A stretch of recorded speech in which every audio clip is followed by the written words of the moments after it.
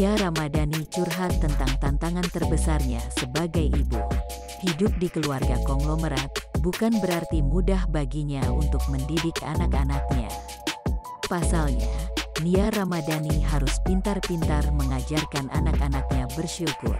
Terlebih, si sulung Mikaela Bakri disebut lebih suka tinggal di hotel ketimbang di rumah.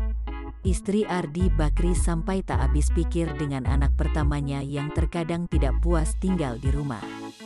Si Mika itu ya, gue nggak ngerti.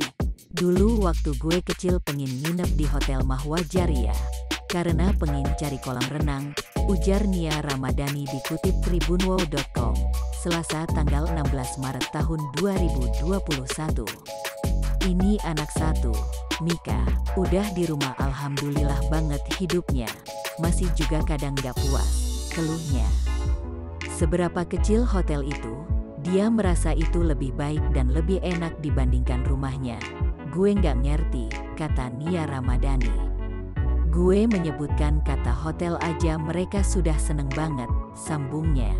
Hal itulah yang membuat Nia sebagai ibu harus pintar-pintar mendidik anaknya.